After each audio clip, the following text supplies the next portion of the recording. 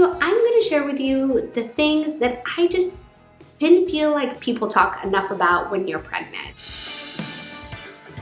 Hey there, Ruthie here, and welcome back to my channel. All you see in the movies is the glamorous women with their nice little bellies and just living their best life, but most likely or not, you're probably going to experience one of these things, and no one talks about it. So today, I'm here to set the record straight and just give some highlight to some of these things. This video might be a little TMI, so Dad, maybe don't watch this. But for the rest of you, I hope you enjoyed this video.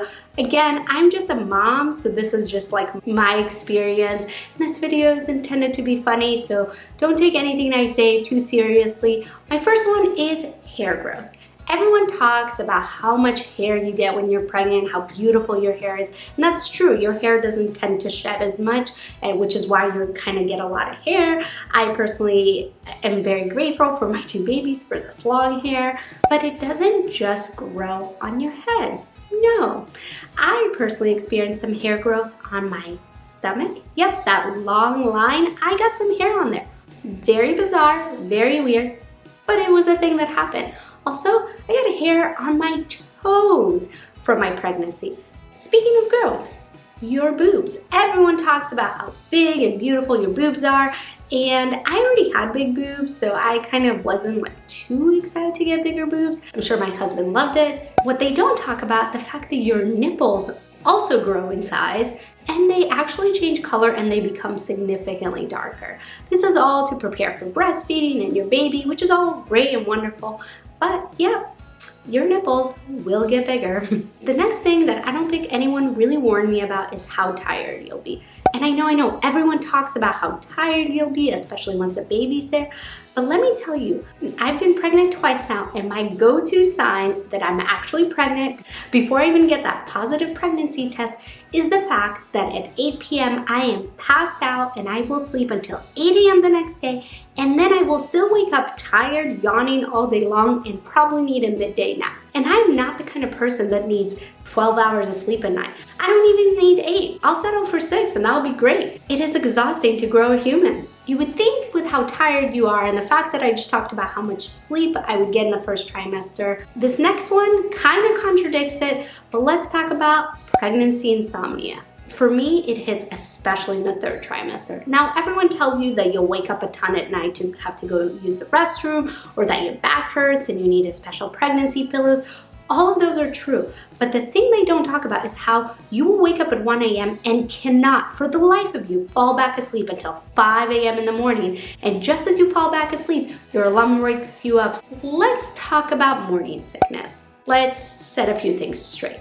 Number one, morning sickness is not just morning. It is all day. For me, actually, it doesn't hit in the morning. It hits kind of like midday and is the worst towards the second part of the day. And morning sickness also doesn't mean that you'll be throwing up. You might just be nauseous, like continuously nauseous, thinking you might be throwing up at any moment and never actually throw up. And then lastly, on morning sickness, the fact that it is not just in the first trimester. Everyone tells you the first trimester is the roughest, you'll go to the second trimester and you'll feel great. And that's true, like second trimester, by far my favorite trimester. I have the most energy, like I have a cute little bump, but I'm not too exhausted, my ankles aren't swollen yet. I like second trimester.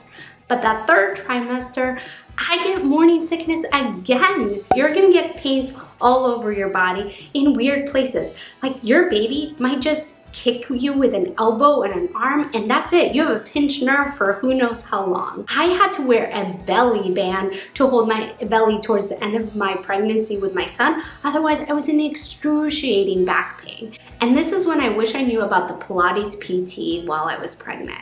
They specialize specifically in women's health, from pregnancy to postpartum to just general women's health.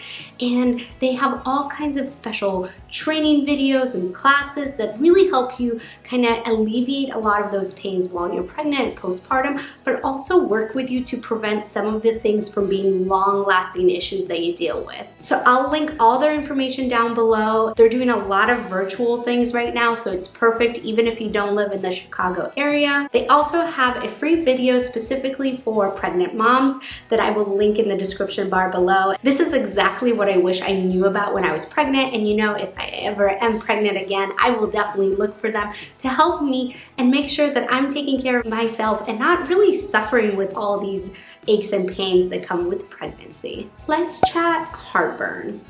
I feel like I myself kept Tums in business while I was pregnant. I never experience heartburn very much when I'm not pregnant, but when I'm pregnant, no matter what I do, no matter how much I control my diet, I have constant heartburn, and I just keep some Tums in my nightstand and pop them throughout. Everyone talks about all the foods you can't have while you're pregnant, like soft cheeses and deli meats. They tell you that you can't drink wine and you shouldn't smoke and really you shouldn't do anything fun. No, just kidding. But they don't talk about the fact that you really can't take almost any medication.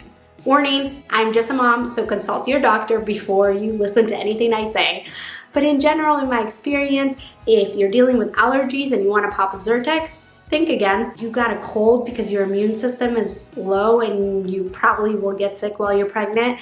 You want to take some Dayquil just to function that day? Yeah, no, try again. I just felt like there's so many medications that are just really not safe to take while you're pregnant or not encouraged, and it was very hard for me to navigate. Definitely consult your OB anytime you're taking something and make sure you talk to them. I also really liked Kelly Mom, and I would head over to their website, and they just had so much information. And so whenever I needed to determine if medication was safe for me to take while I was pregnant or even postpartum while I was nursing, I would just go into their website, type it, and it would give me all the information I needed. When I was pregnant with my daughter, Ellie, I wanted to read a lot of pregnancy books and kind of catch on what to expect, right? And all of them are very scientific and blah, blah, blah, and they're great. They have a lot of useful information. One of my favorite books when I was pregnant is Your Girlfriend's Guide to Pregnancy.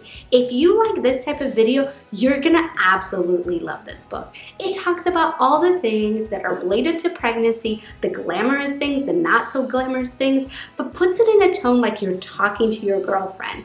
This book is hilarious, it's entertaining, and it actually has some useful information.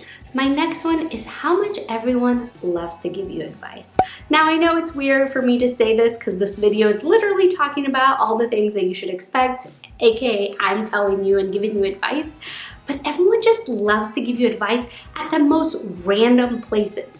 You're in the elevator going up to shop for baby clothes and the woman next to you decides to tell you that she had a miscarriage at 6 months. Yep. Thanks a lot, lady. Or are you at work doing a presentation and someone tells you all about how you should be resting your feet in ice bath every single night? Yeah, wasn't talking about that. Can we get back to my presentation? I just feel like people really love to share all of their advice, and while they mean the best, really sometimes it's just not the best timing. I think what you're doing right now is the best thing you can do. You're controlling the type of advice you want and when you want it. If you take anything away from this video, it's this one. I couldn't wait to have children. I absolutely love children and I love being a mom, and I knew that I would love being a mom. And so to me, I was so excited to be pregnant and to have babies. But the reality is once I was pregnant, I actually really disliked it. I couldn't deal with all the pains, the aches, the way my body was shaping, that I couldn't do many things. Like, it just wasn't for me. Don't get me wrong, I absolutely love my babies and I would totally do it all over again, and maybe I will in the future, but pregnancy was just not my thing, and that is totally okay. Anyway, those are my things that I just feel like no one really talks about when it comes to pregnancy. I hope you liked this video. If you did, don't forget to give it a thumbs up and consider subscribing to my channel so you don't miss any more content just like this one, and I will see you in my next one. Bye! Because believe it or not, as much as I hated being pregnant, I kind of miss that belly just a little bit.